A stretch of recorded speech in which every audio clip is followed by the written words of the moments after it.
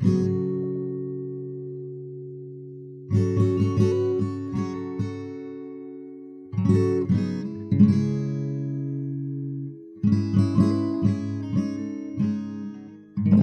Morellian method of analysis is based on the work of Giovanni Morelli, a 19th century Italian man who was a well-known art critic and eventually a politician, but who is best known today for his ultra-detail-oriented approach to categorizing and identifying the work of particular artists based on relatively obscure aspects of their work.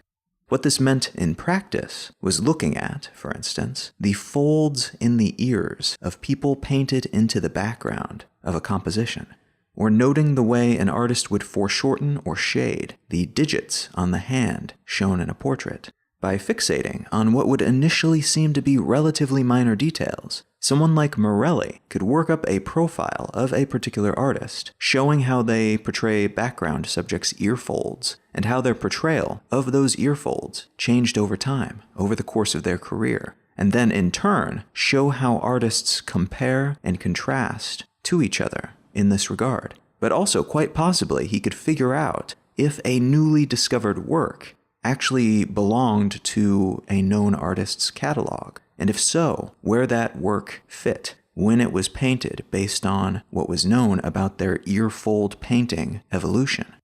If you've ever read a Sherlock Holmes story or seen one portrayed on TV or in a movie, you have likely seen a Morellian analytical method being applied. This method is impressive to watch or even hear about because it requires a great deal of expertise and what's often called connoisseurship. To become a connoisseur of a particular field, you're not just an expert in the sense of being able to ramble off facts and data that you've memorized. You actually know these facts, that data, so well that you can almost feel in your gut when something is off or something is done perfectly. Or when, in the case of an art world connoisseur, a piece you've never seen before and about which you know nothing except that which you can see with your own eyes in that moment, was absolutely created by a particular artist. You know the details of these artists' works so intimately that you can look at the ear folds and just know it was made by them, or that it absolutely wasn't, no matter how much the rest of the composition might seem to be in their style. This method of Morelli's was developed, in part, as a result of his background in medical science. Specifically, he taught anatomy at the University of Munich, which then translated into his obsession with ear folds and hand shading and other body morphology-oriented analysis techniques. His focus on such details gave him access to and expertise over more intricate and often more accurate bits of information than those that were available to folks who focused on the grand flourishes of style, or even on other tiny technical details, like how the brushstrokes were applied and what color palette was utilized. The Morellian method has since become the object of much attention by the big data and computational analysis world. Which makes sense if you consider that someone like Morelli would spend ages collecting and documenting small data points before crunching that data to use in assessing other works. This is exactly the type of work that certain types of so-called artificial intelligences are optimized for, and they can do it on a much larger scale, crunching images of every single painting that's ever been made available online, and cross-referencing that information with what's known about the artist, and then using that information to identify unknown works based on the ear folds, the hands, and a great many non-anatomical identifiers like how paint daubs are applied, what pigments were used, and what landscapes were being portrayed, and when. A kind of near-instant computational encyclopedic connoisseurship. What I want to talk about today starts with this type of analysis before pulling us deeper into a world of luxury asset markets, potential fake masterpieces, and what it means for something to be called art.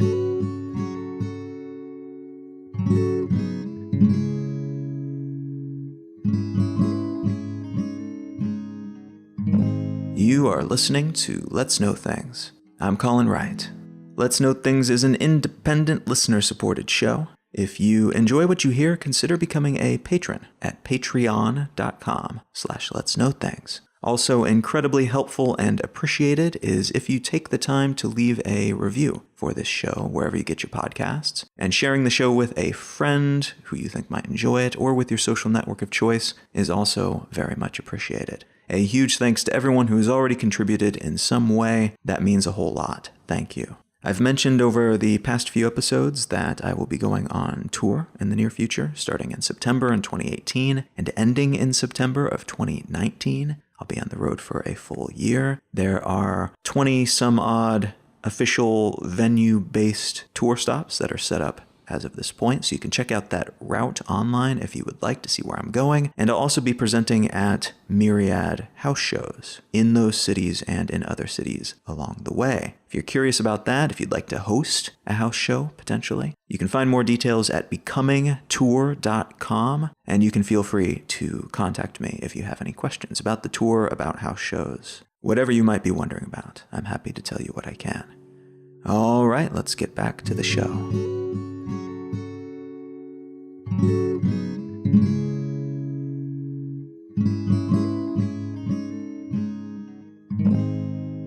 The article I'd like to start with today comes from The Telegraph, and it's entitled, "French Museum Discovers Half of Its Collection Are Fakes."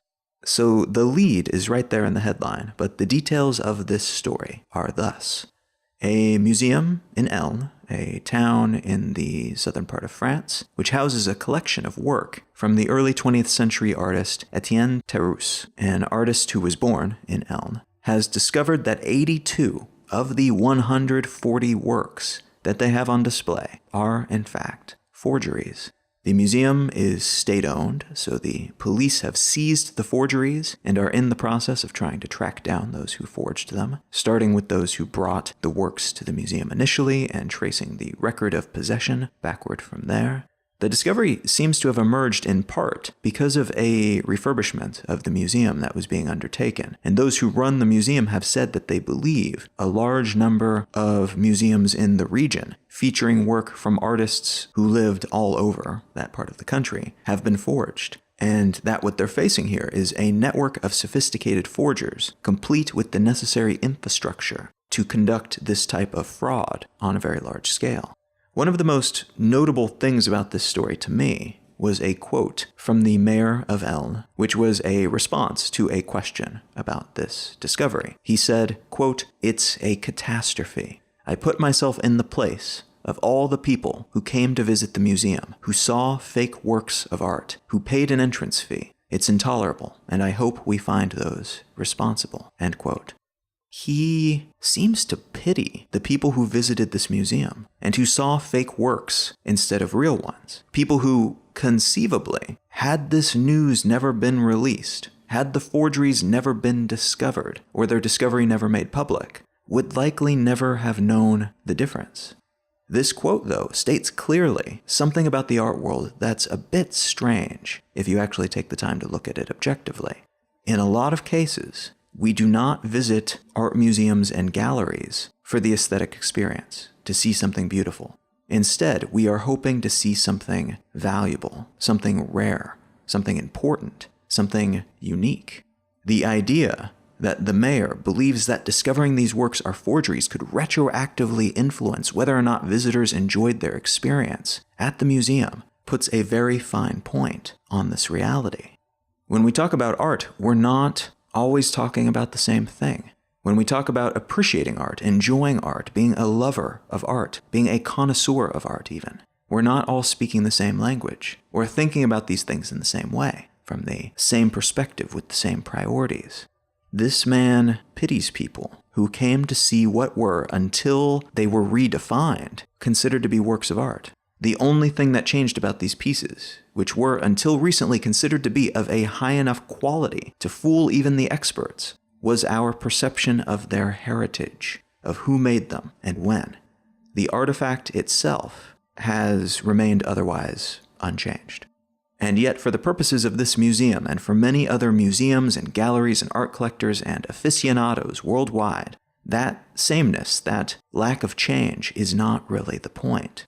Let's talk a bit about art forgery. Most art forgeries are either copies of existing known works from a famous artist, or new works created in the style of a famous artist that are thought to have been lost to history. It tends to take a great deal of skill to produce a convincing forgery of an artwork, because it's not enough to simply learn the general style of an artist, or to paint or draw or sculpt or whatever else, something that looks like something else they've made. In addition to style and technique, basically being as good with the medium as that artist was. Forgers also have to use materials from the proper time period, have to get the brush strokes and other gestures just right for that moment in the artist's career, have to fake things like artists' signatures, but also museum, gallery, and collectors' stamps, and other evidence of the work's passage through time. They also generally need to understand how to properly age the materials that are used, baking oil paintings so that they set correctly, so that they seem, even using modern methods, under black lights and microscopes, to have been painted a few hundred years ago. And then faking the smells and the dust and the accumulation of damage that such a work would acquire over that time period based on where these pieces were purported to have been kept or displayed in the meantime. It's a whole lot of work, and it's anything but a guaranteed win, in large part because of all the scientific techniques that are available to museum curators and gallery acquisition managers today, but also in part because of the availability of techniques like the Sherlock Holmesian analysis approach that I mentioned in the intro, the Morellian method. It was, in fact, this very method that led to the discovery of all the fakes at that museum in France. An art historian noticed that some of the paintings in the museum, which were attributed to the museum's feature artist, Etienne Terrousse, showed buildings that were only constructed after Terrousse had died in 1922. So while not precisely the same thing as looking at painted ears and hands, this kind of asymmetric approach to outing fake artwork, looking at things beyond the broad style of the work, can serve the art world very well. It's possible for even the most careful and skilled of forgers to neglect such details, as someone who is a connoisseur of art is still unlikely to be an expert on everything, which in this case means that they were not expert enough on local history and urban development to fool those who were looking for forgeries, or at least not forever. There is a fine line between an art forgery and a replica or a reproduction of a work.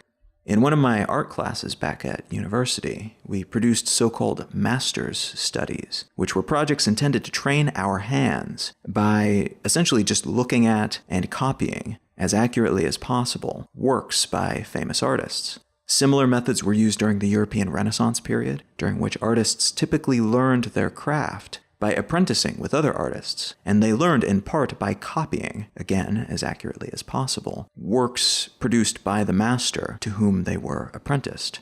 These works were then sold by the master, and this pseudo-mass production method was considered to be a sort of payment to the master for sharing their craft and training the next generation of artists, while also benefiting the apprentice who was working for free, but who was achieving an education as they did so. We've also seen, throughout the ages, and even as far back as the Romans, quite possibly even further than that, but we don't have as much evidence of such things from before the Pax Romana period, so we can't say for certain about much earlier history. But back in Rome, artists would copy the works of Greek artists, which was a culture that they had conquered, but which was also looked upon as kind of a treasure that they had brought into their culture, into their empire, because of the Greeks' accomplishments within the world of art, among other things. It's suspected that these copies were made out of respect, kind of like the master's studies that I mentioned, and to perhaps even share the wealth of something of beauty with those who could not afford to own original works. But it's difficult to know for certain. We know copies were made, and it's also assumed that, in the case of these copies, the name of the artist who did the copying was of little importance to the person acquiring it, but it was a very common practice in this time, regardless of the specifics. The fuzzy line between copying for what would seem to be legitimate purposes and copying to pull the wool over someone's eyes becomes a lot more clear when you try to fool a buyer into thinking a work was produced by someone who did not produce it. a French veterinarian turned sculptor named Guy Hain stumbled upon one of the foundries that had worked with the very famous sculpture artist Rodin early in the 20th century, and convinced the owners of these foundries decades later in the 1980s to use those original Rodin molds to produce recast works for Hain. In the 1990s, Hain flooded the market with fake but carbon copy Rodins, all made from the original molds, and he made millions upon millions of dollars selling these works, some of which ended up in museums, some of which were sold by the most well-known and well-respected fine art auction houses, Christie's and Sotheby's. And this practice was actually somewhat sort of legal, or at least it was in a legal gray area for a very long time, up until Hain decided to start using the signature of that foundry on his work, which was considered to be an implication on his part that these works were original Rodins rather than being recasts of the original pieces, which was something that he had left unclear up until that point, and which is what had allowed him to stay in that legal gray area. Hain was imprisoned and fined in 1997, then started up his forgery business again after being set free. He was arrested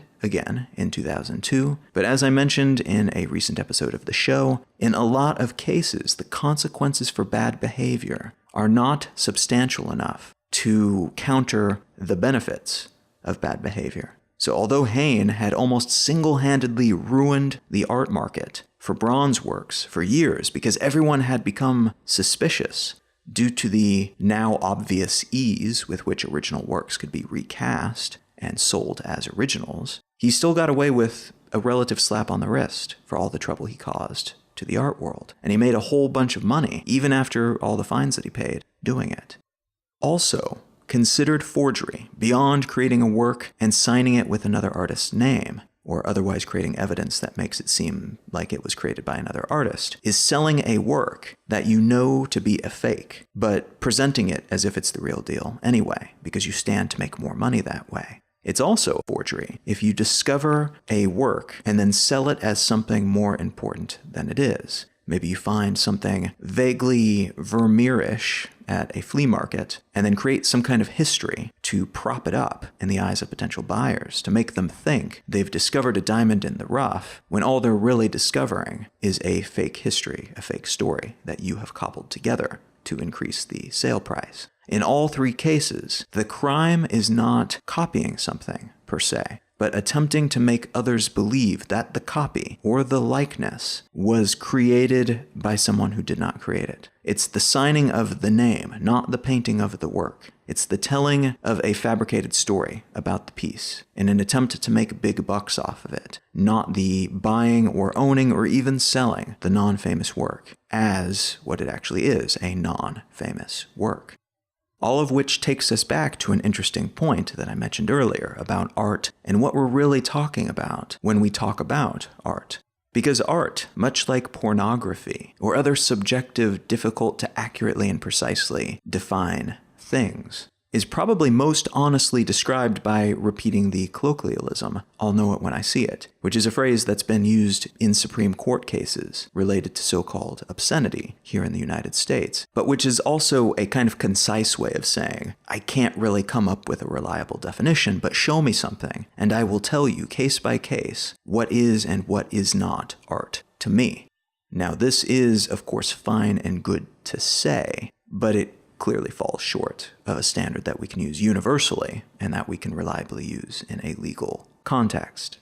Within the world of art, a classificatory dispute refers to a debate over whether or not something is art, whether it's perhaps craft instead of art, or if it's maybe just trash or some type of curation or an accident of nature.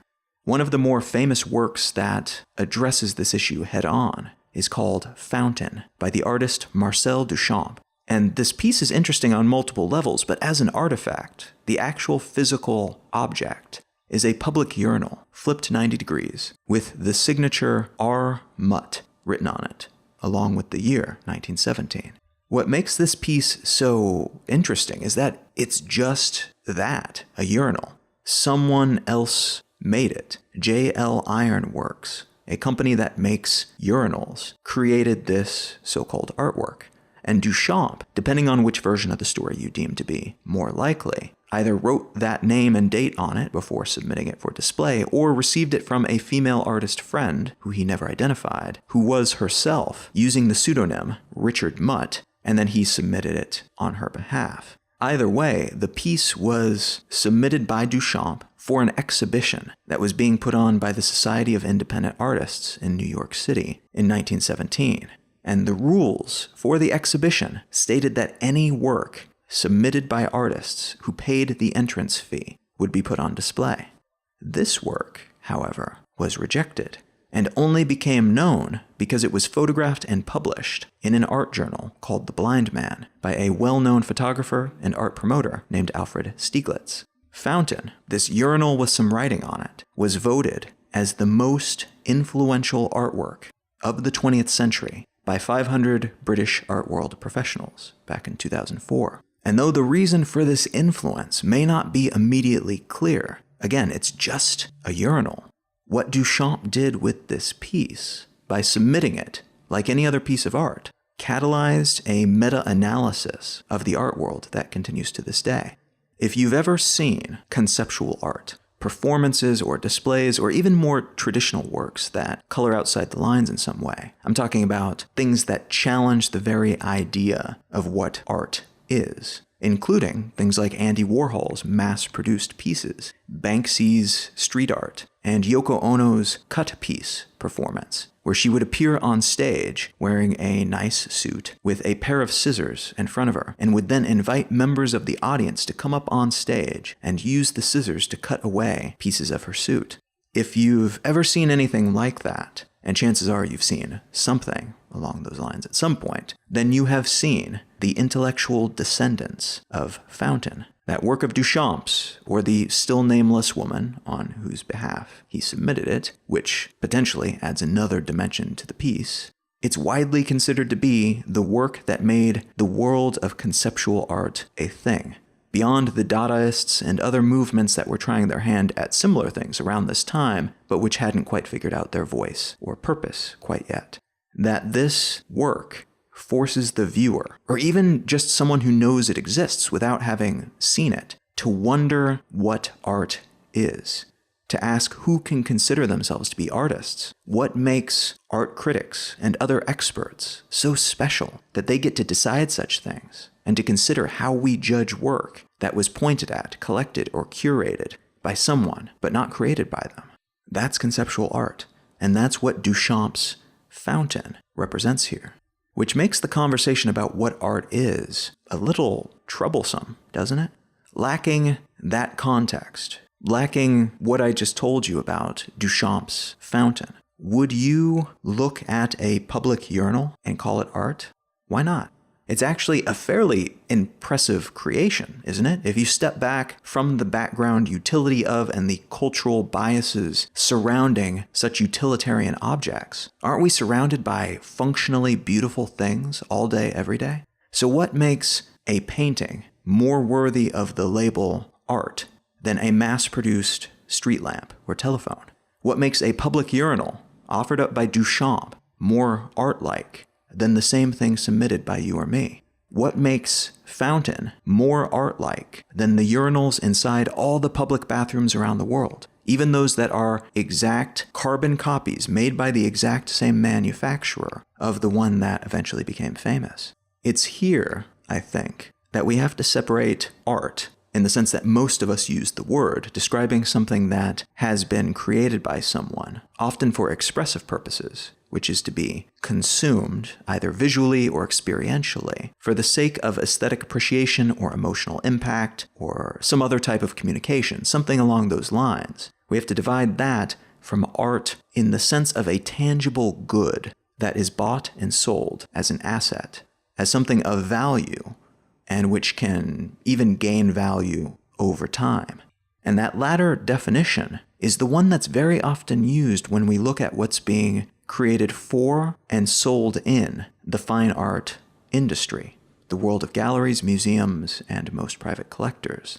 It's important to note up front that this does not mean that these entities are not also buying work because they find that work beautiful or important, or, like with Fountain, to be of historic significance. But it does mean that there are other concerns which color this conversation, and many of them are not obvious from the outside, and are not as straightforward as let's fill up our space with beautiful, interesting things. The world of art valuation, that is, figuring out how much a piece of art is worth, is littered with seemingly subjective positions and views. And in practice, the pricing of artwork usually ends up predicated on subjective valuation, in the same way that buying shares of a company on the stock market is predicated on subjective valuation. You buy a share of stock, and if you're intending to sell that share for a profit, it's prudent to only buy shares that you think will go up in price over time. There are a lot of indicators that one can read to increase their chances of timing things correctly so that they can buy low and sell high. But it's anything but a guaranteed thing. There are a lot of externalities that can influence how much a share of stock is worth, and in some cases, the price will shift without any obvious cause. You can retroactively go back and try to explain these things, but even those explanations are not necessarily correct. Such are the joys and uncertainties of making a living based on the sometimes opaque mechanisms of the relatively free market. So just like public perception of a brand, like Apple, can influence the price of Apple stock, so too can the perception of a particular artist influence the price and perceived value of their work. Also likely to influence the price is the complexity or medium of the work, the relative rarity of work from that artist, how often they produce new work and how big their catalog currently is, where and for how much their work has been sold previously, and who owns and has owned their work in the past. That last component is actually surprisingly important when it comes to valuation. The chain of ownership of a piece seems to be one of the more effective means of inflating the price of not just a single work, but potentially all work produced by a particular artist. The rationale here is that someone with good taste in art, a museum curator, a well-known art collector, will be more likely to invest in good stuff than you or me. And if we're willing to accept that these experts will in general have better artistic taste than us, we may be willing to put a premium on what they pick. In this way, they become both investors and tastemakers. Their purchase becomes a seal of approval that others take seriously, which then could cause the work that they own and have owned to increase in value. This is something like the hubbub in the stock market every time a famous investor like Warren Buffett buys a new stake in something. If Buffett invests a bunch of money in IBM, the price of IBM tends to increase because this guy, who is well known for making good investments, has invested in them. So that increases the desirability, and therefore usually the price, of those stocks. And over time, investors like Buffett, in the stock world and in the art world, end up placing bets that very often become self-fulfilling prophecies. So going back to the art market, a work that has a chain of ownership that includes famous art investors and reputable museums and galleries will almost certainly be worth more because of this effect, and because in essence, that chain implies validation for the work. Many tastemakers consider it to be beautiful or important, so it's a far better bet monetarily than some random piece of artwork which we may personally consider to be more beautiful or significant, but which the market may not. Very often, then, the value of a piece can be more about the history of that piece than the piece itself. The history of its creation, of who made it, of the story of how it traveled from its creation date to now, but also who has owned it over that period of time, which makes a whole lot of sense if you think about it. And if you think about how our perception of a thing changes when we learn more about that thing, or perceive something about it whether or not that perception is true. I have found consistently that some of the most ostensibly important places in the world, real landmarks that are held to be very dear, especially to locals, are also often some of the least impressive places by every other standard. Okay, so maybe a famous battle happened there. Maybe it's where a document was signed or a movie was filmed, a well-known record was recorded. But so what? Does that historical context really warrant the admiration and love that we harbor for such places? Especially when there's a far more beautiful street, valley, recording studio, and so on just a few miles away, and which you probably don't have to pay to access. But the thing is, context does matter. And I mean that in all possible meanings of the phrase, but in this case, context matters to us as humans because we are actually physiologically wired to enjoy things that we perceive to be important, or luxurious, or expensive, or socially lucrative, more than things that we do not perceive to have those traits. There have been hundreds of studies and experiments conducted on and adjacent to this subject, but my favorite one is one of the older ones, which has been tested and retested over and over again as our technology has gotten better, and the results have been consistent. You put someone in a machine that measures brain activity, something like an fMRI machine, and you give them wine. Pleasure centers in their brain will light up regardless of the wine, but a whole lot more lights go on in the prefrontal cortex, the part of the brain that manages, among other things, our perception of self within society when we think that we are drinking more expensive wine, even though it's the same wine that we drank before, which we were told was less expensive. So there's an increase in brain activity in that vitally important region when we think we are doing something that is vaguely luxurious, even if the physical indulgence has not itself changed. So there's evidence that we don't just seem to enjoy things more when we perceive them to be higher end. We actually do enjoy those things more, which is an interesting thing to know because it allows us to potentially manipulate our experience of life by recalibrating our sense of what luxury means. But it also allows entities like brands to manipulate us by doing the realigning for us and by positioning themselves and their products and services as the triggers for that increased physiological response. This response is tied to the invisible, not real value we imbue in things because of what we perceive them to be. This wine is more expensive, this record store is historic, this theater is famous because Elvis once performed here.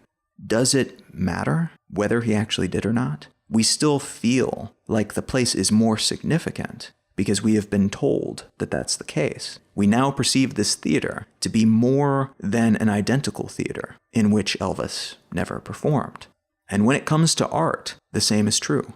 Lacking all context, lacking all background information, all data about the artist, all outlines about the intent and meaning and significance of the work, lacking all tastemakers and curators and experts, we would be limited to judging art exclusively using our own senses and sensibilities. And in a way, that would be wonderful. The industry would certainly be a lot less confusing to the layman if that were the case. And I suspect museums and galleries would be a lot less intimidating to people who sometimes today feel like they don't get it and therefore are not really welcome within those hallowed halls filled with implied meaning and history. But at the same time, if that were the case, I think we would be leaving a whole lot of potential value on the table. It's unlikely that you would get as much value out of looking at a normal urinal placed in a museum versus looking at Duchamp's fountain with its context intact, its significance shared and understood.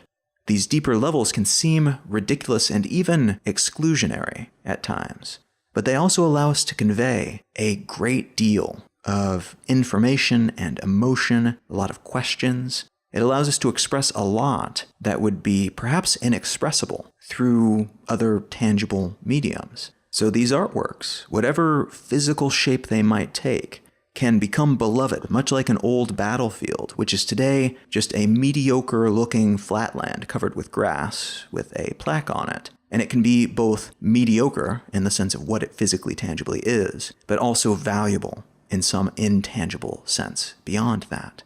Now, the flip side of that argument is that by allowing this context to be defined only by certain people, by curators and gallery owners and often wealthy art investors, we also limit the scope of the conversation we could be having, the context we could be sharing from generation to generation, because of the art that we choose to celebrate.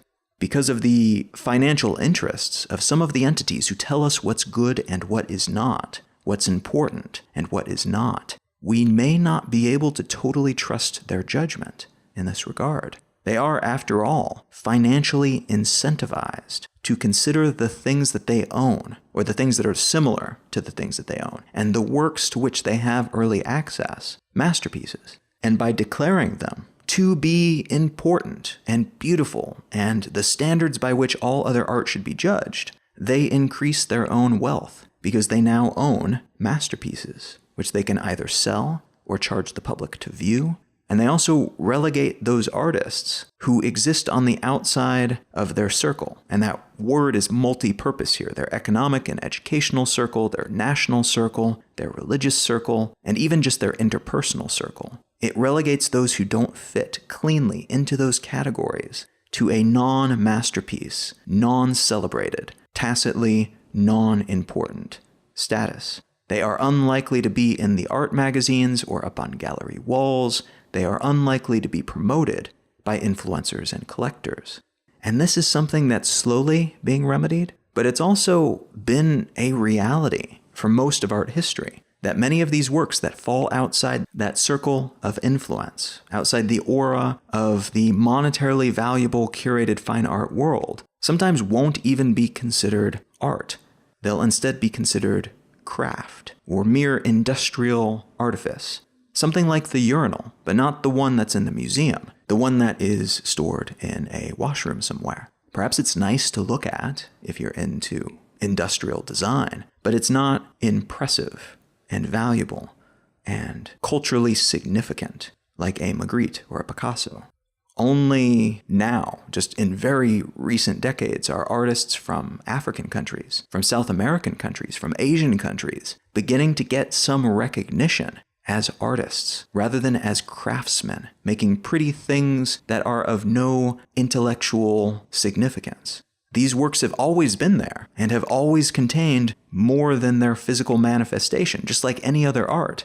But the desire, or maybe the ability, to consider these works from an alternative point of view, to consider fully the richness of the ideas and perspectives being presented, even if they were different from the generally westernized views that we were celebrating, that has been lacking. Now, like I said, this is getting better all the time, but it is still a problem, and it still shapes and biases much of our perception of what art is.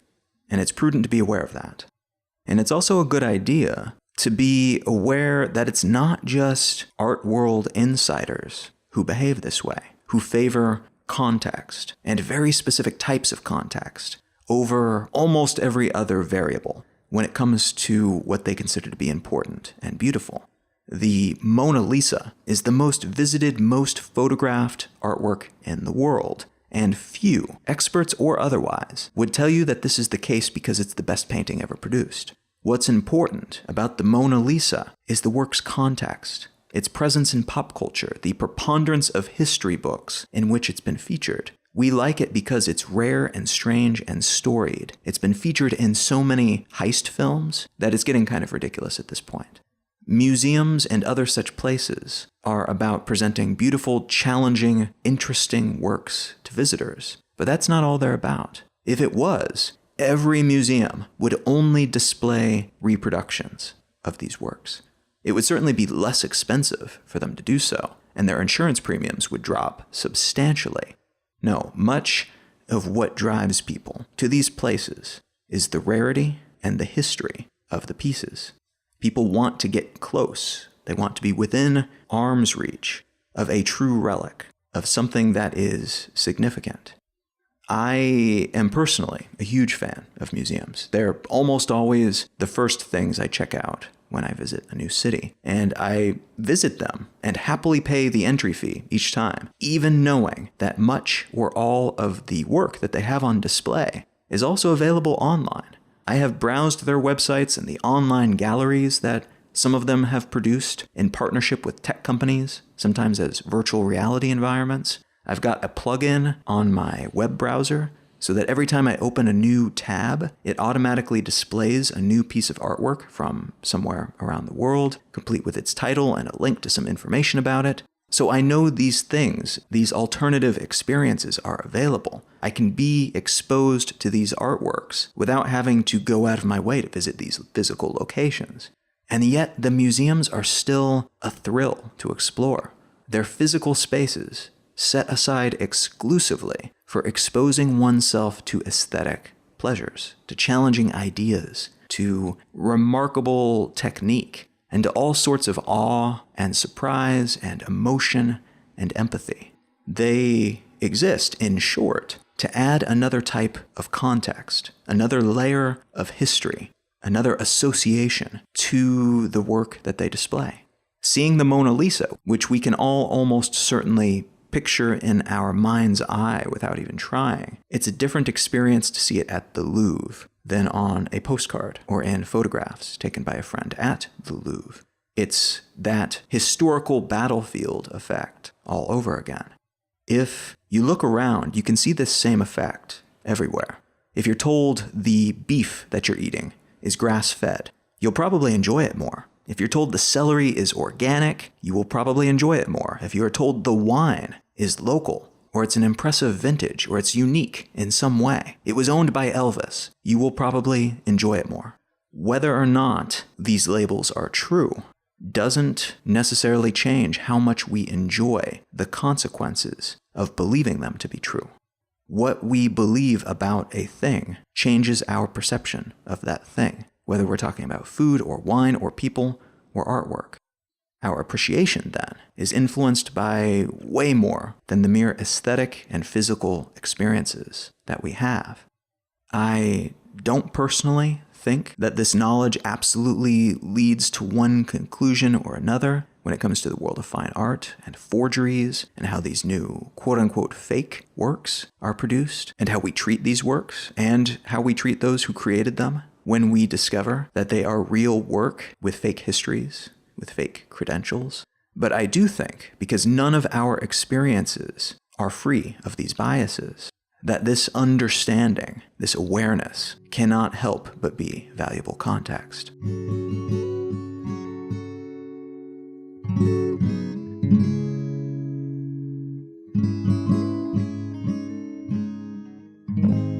If you are enjoying this show, consider becoming a patron at patreon.com/letsknowthings. There are also many other ways that you can contribute, monetarily or non-monetarily. You can find a link to some of these things, including PayPal and Venmo links at letsknowthings.com. And if you're in North America, consider stopping by becomingtour.com to see if I will be coming through your region on my upcoming tour. It would be great to have you out. One of the talks that I'll be presenting is very relevant to the topics I present on this show, and I am very much looking forward to getting out there and discussing things like news and information literacy with an in-person audience. So again, that's becomingtour.com. There's a documentary that I'd like to recommend today. This is available on Netflix and a few other places around the internet, and it's called Beltracchi, Beltracchi, The Art of Forgery.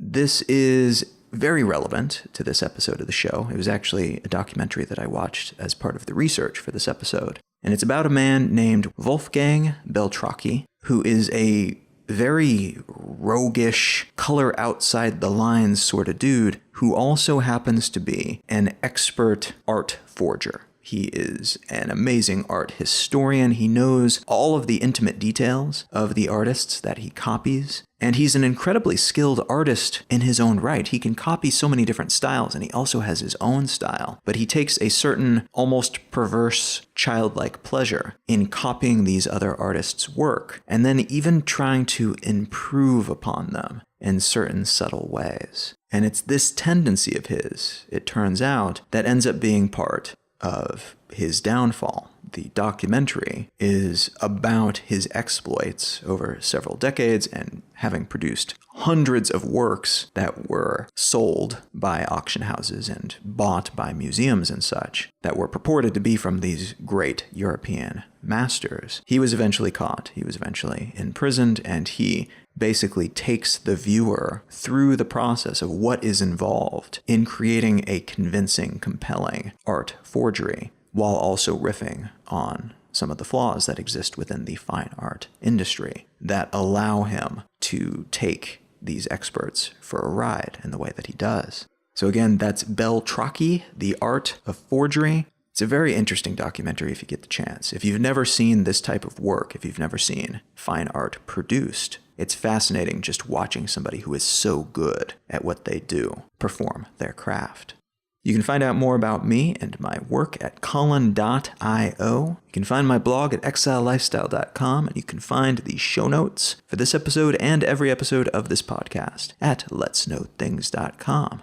Feel free to reach out and say hello. I am at Colin is my name on Instagram and Twitter and YouTube. And as I mentioned before, if you are in North America, I would love to see you on my upcoming tour. You can find out more about that at becomingtour.com.